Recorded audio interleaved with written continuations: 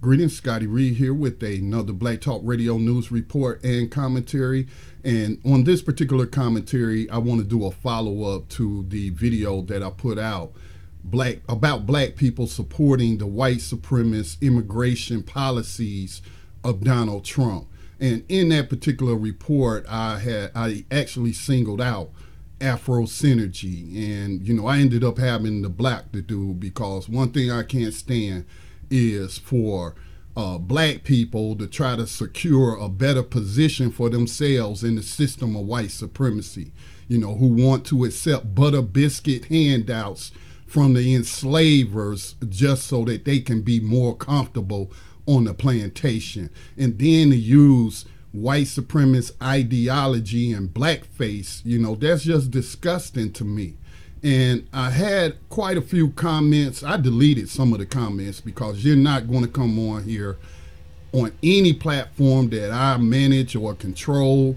I understand YouTube may not be my platform. I have my own platform that I built for black people called Black Talk Radio Network. I have a social media community called btrcommunity.com.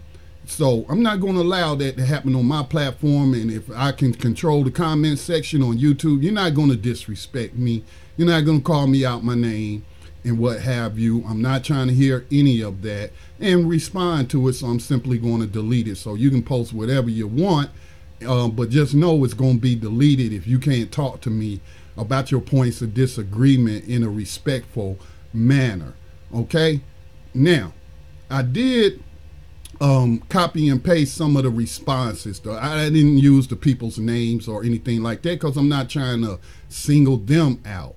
Some of these people, well, one of the persons actually supports me. Well, a couple of them actually supports our nonprofit media work through Black Talk Media Project, and they were respectful in their disagreements and my points. So I just want to state that right off. But I'm not trying to single out anybody because, unfortunately, too many black people are infected with that white supremacist virus, and they have adopted it into their practices and their behavior. And, it's just incorrect behavior to me. I also had some people, try to bring up Malcolm X. And look, you can't quote Malcolm X to me. I started studying Malcolm X by first reading his biography when I was, how old was I? 22 years old in the 1990s during the Gulf War when I got sent over there. That's what I was reading. I was reading Malcolm X biography while I was being a tool of white supremacy, just like some of these people supporting Trump's racist immigration policy is doing. I was a tool of white supremacy, but I've been studying Malcolm X for a very long time. And here is the key thing that stands out to me about Malcolm X. Malcolm X said a lot of things, but he also corrected himself on a lot of things and denounced a lot of the things that he said.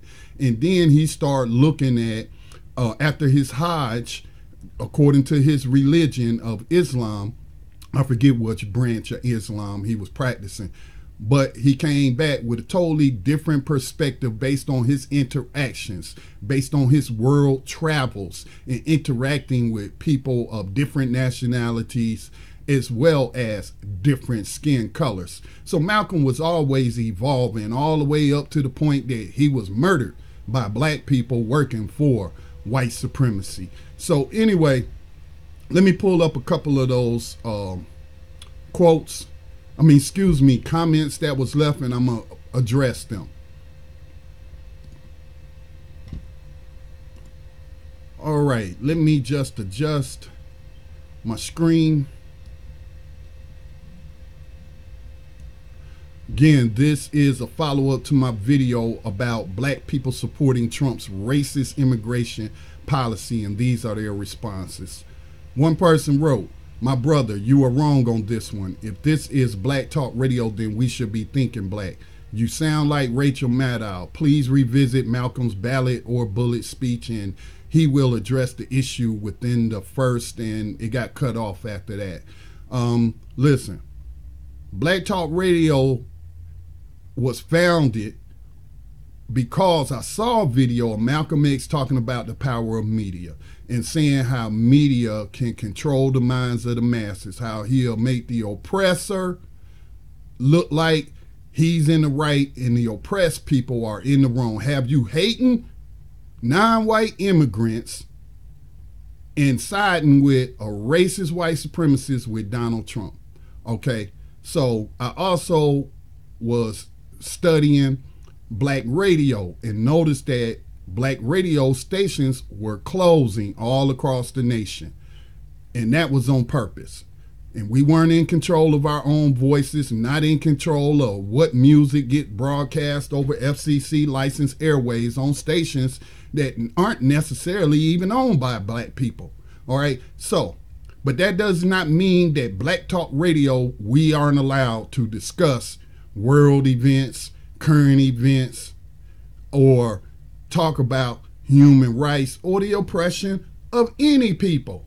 Black Talk Radio was established as a digital safe space for black people after a couple of black people were on white platforms, got kicked off because those white people didn't like how they was discussing white supremacy, so they came to Black Talk Radio. That's what Black Talk Radio is about. It's not about thinking black. What is thinking black? I'm a human being first and foremost, okay? What is thinking black? Do black people have a hive mentality? Do we all think the same or something? I don't think so. We have a difference on opinions on many issues, okay?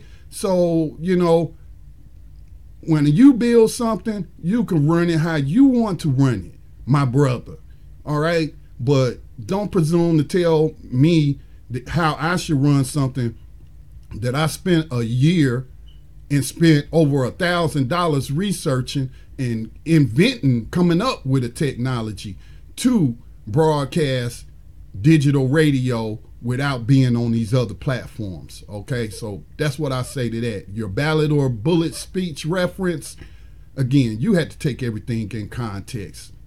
Malcolm was talking about, and you also had to take the time period into context. Malcolm, during that speech, was talking about voting. Okay, that's what he was talking about. He was talking to grassroots organizations and warning them about being co-opted by white organizations and what have you. So the ballot or the bullet speech ain't got nothing to do with the mistreatment of non-white people through Trump's immigration policy. Now, here's another one. I don't know why I included this, but he said, F those off-white groups.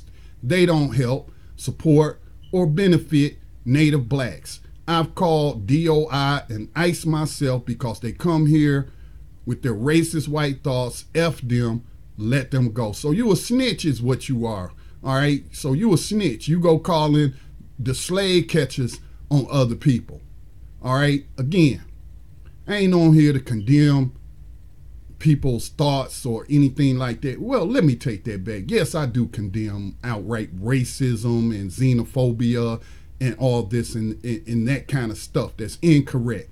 Yes, I do condemn those thoughts. But I'm not condemning a person. Like Malcolm X said, you don't condemn a person because they don't think how you think or as fast as you think. Because at one time you didn't know what you know. He's going off of his personal interactions. I've had different interactions with people of Hispanic descent. And then again, you know, if you want to think that most of these people that's coming here undocumented are white identified, you're sorely mistaken.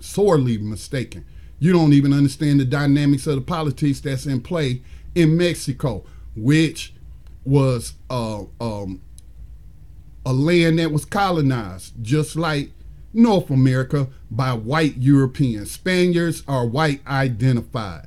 Their descendants are the class that's in power in Mexico, and they are oppressing the Aboriginal non-white people. So if anybody's coming here that's quote unquote Hispanic and they're white identified, that's because they are white. Why do you think on the census and they say non-white Hispanic? Because there's white Hispanics. So you're dealing with white Hispanics, white Mexicans, or whatever. Okay? But these people who are coming here aren't just from Mexico. They're from other destabilized, war-torn regions in South America. As I pointed out, what the Republicans are doing in Nicaragua right now. So, you know, you can go somewhere with that kind of stuff, snitch. Anyway, here's the next comment. Scotty, I'm a huge fan of you and the whole BTR community. In addition, I'm totally against what Trump is doing to these children of illegal immigrants. However, we need to be careful who we put our energy behind. These illegals come into this country and consider themselves white. They don't care about our issues and never been one Hispanic group to speak on behalf of us black folks. Haitians can't come in this country illegally. Please listen to the lectures of Dr. Claude Anderson on this issue. In addition, look up why Hispanics consider themselves white. They're not coming to ally with us. They're coming to take us down, I guess is what he's saying, or to drown us out. I'll attach one of Dr. Claude Anderson's lectures and send it to you on the social media site. Again, this person is a supporter. They have made a financial contribution to the nonprofit Black Talk Media Project. And I responded to this person on our own social network. And as you can see, totally respectful form. We just have a point of disagreement, as I pointed out. Why some of these people, the ones that's coming over here undocumented, are not white identified. I've worked with them. I've been among them. Okay? I haven't lived among them. You know, we got a couple of Hispanic people in the area I live in, but not that many. Okay? But I have worked with them in Charlotte, in construction and what have you. And all of them don't classify themselves as white. That's just, you know, that's a stereotype. The ones that come here legally, that have the money, that have the time to go through I guess we'll say the legal way to immigrate to this country, are the ones that are likely to be white identified, because they're the ones that's in power. Okay? So, and I will also point out, you have those white identified Hispanics sitting on the boards of these private prison companies, working as corporate officers in these private prison companies, working as ICE officers, working as other forms of slave catching in this country. Okay? So if anybody's white identified, I say it's them. Or they have been, as Malcolm would say, Americanized. All right? So, you know, not going to belabor that issue. On the point about the Haitians, I said Trump's illegal racist immigration policy. I was talking about the Haitians too, okay? And they are being rounded up and put in detention and being deported. So I understand that this policy doesn't just affect so-called Hispanics. Okay, it affects all immigrants. What did he call African countries, shithole countries, and what have you? And why can't we get more European immigrants? We prefer, this is white supremacist ideology. So the Haitians and other African immigrants who can come here undocumented, and some of those Hispanic people are of African descent as well. You just don't see them on your television because they're in a minority and what have you. All right, but this policy affects all immigrants. Donald Trump has a preference for white immigrants. The people they rounding up and deporting are not white. These white supremacists don't consider them white. Okay, so I'm just not buying that. But this policy affects a broad spectrum of people, and you should recognize that. What happens to them is also happening to the Haitians and others. In terms of Claude Anderson, I don't follow Claude Anderson. I've heard Claude Anderson say some hateful things towards some Native Americans and blaming them. Again, you know, this is a narrow view of history. Yeah, the 5 civilized tribes were enslaving Africans and working as slave catchers and even fought on the side of the Confederacy, but not all of them.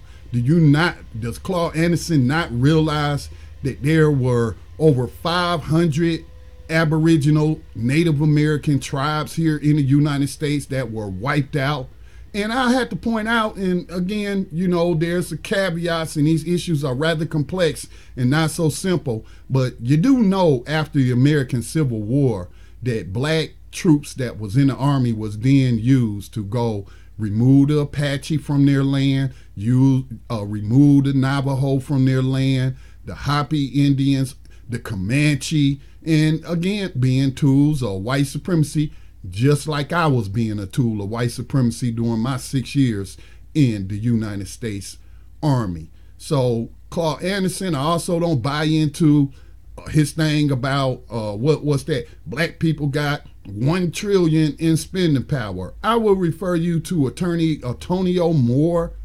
Check out his channel, Tone Talks. 100 in spending power ain't wealth. Okay? It is not wealth. So I don't subscribe to Claude Anderson, all right? And I don't follow him. He is a person of no consequence to me. So sending me videos of Claude Anderson expressing his opinions have no bearing on my opinions, all right? Has no influence on my practice, how I behave. Now, let's get to some quotes because people want to brought up Malcolm X. And talking about black first. I don't think anybody's going to deny that Malcolm X was about the business of black people. But he also understood our place in the wider struggle against oppression that is global. Now, in that last video, I wrongly attributed a quote to Assata Shakur. Because see, I don't study Claude Anderson. While I appreciate Dr. John Henry Clark's teaching, I don't agree with all his opinions. I look to him for historical scholarship, not for opinions on race relations or whatnot. Even though he started working with Malcolm X, and he even put in a book some of the things that Malcolm X said that I'm about to share with you that applies to this whole discussion. But I study Malcolm X. I study the Black Panther parties, the individuals in the Black Panther Party, their ideology and their philosophy in the struggle, and even Dr. King on some of the things that he spoke out on, like injustice anywhere is a threat to justice everywhere. All right, so I wrongly attributed a quote to Assata Shakur, who was a Black Panther and also part of the Black Liberation Army. That quote that I stated, nobody's free until everybody's free, that was Fannie Lou Hamer. Okay? She didn't say that we should only work on black people being free. She said nobody's free until everybody's free. She wasn't talking about men being free, because the man ain't free unless the woman's free too. The woman ain't free unless the children are free too. So she said, Fannie Lou Hamer, look her up if you don't know her name, nobody's free until everybody's free. A tireless warrior in the struggle for black liberation.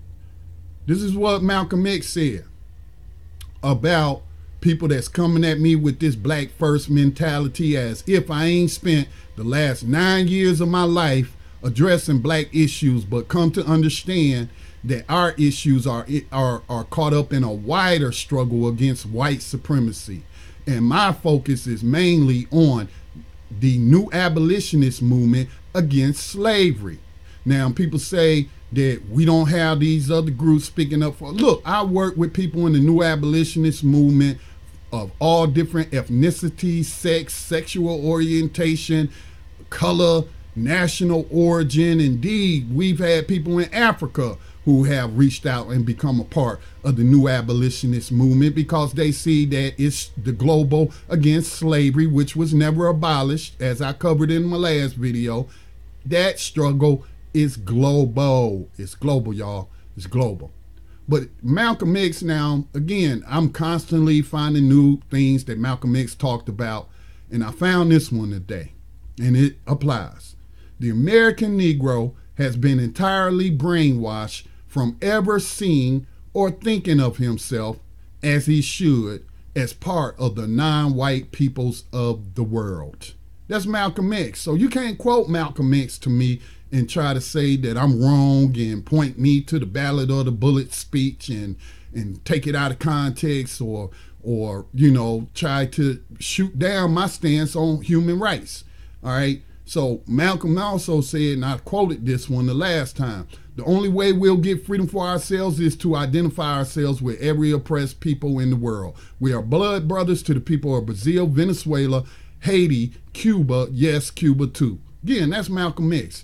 I remember, and this person has pretty much disappeared off the face of the map, but I'm not going to call his name out and what he did and possibly why he's in hiding. But this person tried to attack Fidel Castro, a man who, based on Fidel Castro's religion, which is Catholicism, and some people say he was actually practicing something else, but it was in secret, African-based religion, but also based on his skin color, saying that, oh, Fidel's white and all this and that. Well, Malcolm X met with Fidel Castro. Fidel Castro was very instrumental in helping African countries get their independence. See, I don't come from the Claude Anderson group of thinkers. I come from the Malcolm X. I come from the revolutionary struggles against the oppressors who are oppressing us globally. All right. So Venezuela is a Latin American country. Cuba's a Latin American country. Brazil's a Latin American country. When you say to me that Hispanics, or you're assuming that these are all white people, you're just incorrect. It's incorrect. Or even if they are white European descendant people, but are Hispanic and in Hispanic speaking countries. Matter of fact, Venezuela actually stood up for the new abolitionist movement against 13th Amendment slavery and put on a table through the UN, it was a peer review, and pointed out the 13th Amendment to the United States and said, y'all still practicing slavery, not just against the migrants that's coming across your border, but you're practicing it against your own citizens, black people, through the prisons. So don't speak to me about something that you obviously ain't aware of. You ain't plugged into the type of movements that are global, that are interconnected, that are struggling for human rights. Okay? So don't say they ain't never did this or that. Just say you're not aware of what they done. But I just told you what Venezuela done. Why you think they trying to overthrow and have been destabilizing Venezuela here lately? Here, more quotes from Malcolm X. I don't believe in any form of unjustified extremism, but when a man is exercising extremism, a human being is exercising extremism in defense of liberty for human beings, it's no vice. And when one is moderate in his pursuit of justice for human beings, I say he is a sinner. Did he say just for black people, or did he say human beings? So would Malcolm X condemn me standing up against the enslavement of non-white people coming here to the United States, or the enslavement of anyone? These are human beings, okay? Unless you've adopted the white supremacist ideology and you want to classify non-white people as non-human. That's the only way you can make that work.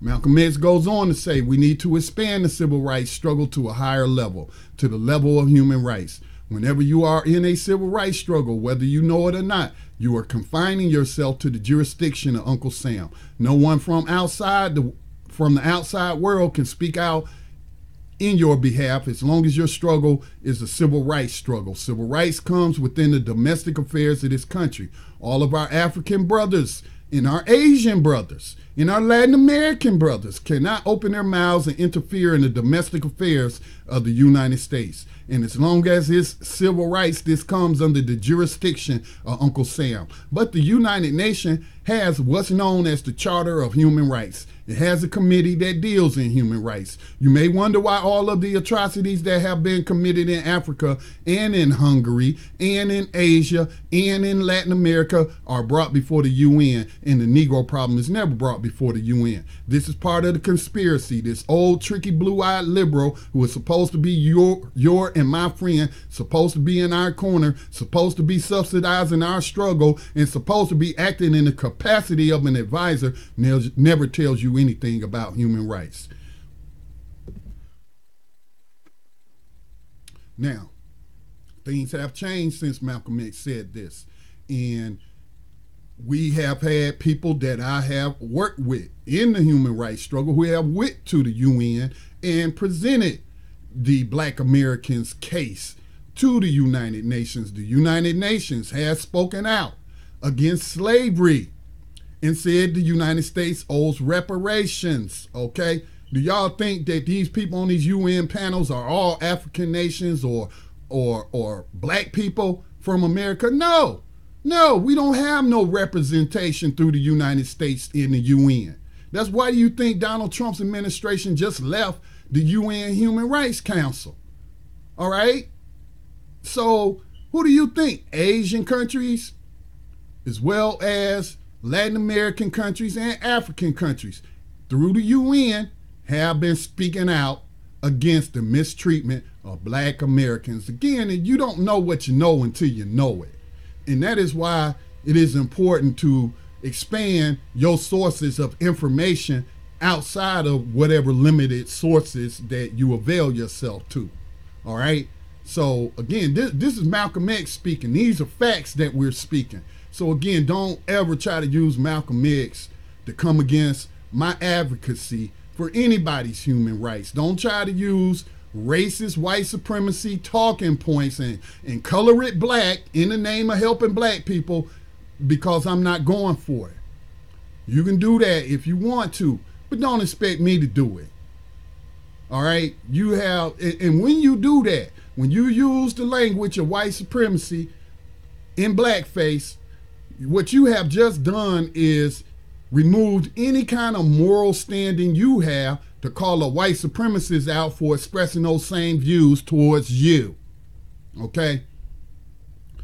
As I stated, this is not a condemnation of anyone who doesn't think like I think. Again, I learned a lot from studying Malcolm. I learned a lot from studying some of the revolutionaries that was associated with the Black Panther Party. I learned a lot over my 50 plus years on this continent, and I hope to learn even more, and I hope to progress even more. But this is not a condemnation of my brothers and sisters that may have a point of disagreement with me. We're allowed to disagree, all right? You don't have to co-sign on to everything I do, but please don't think that you can tell me how to spend my time and my energy. But like Malcolm said, I'm not going to be in a hurry to condemn someone because they don't do what I do or think as I think or as fast as I think. Because there was a time when I didn't know what I know today, because I hadn't studied Malcolm. I hadn't studied the Black Panther Party. I hadn't studied revolutionary thoughts. I hadn't studied human rights. Okay? So that's all I'm saying. That's all I'm saying. Don't ever question my black bona fides by saying, cause I'm against slavery, the enslavement of any group of people, that I'm in the wrong. Because I'm not. I'm not in the wrong. I guess right and wrong is a matter of perspective for some people, but to me, right and wrong, they are absolutes. Okay? The truth is absolute. This has been Scotty Reed with a Black Talk Radio commentary. If you have any questions or comments, please direct them in the comments section on blacktalkradionetwork.com or wherever this YouTube video is being shown. Please continue to support the production of independent black media through the work of the nonprofit new media organization Black Talk Media Project. Make a donation today. Peace.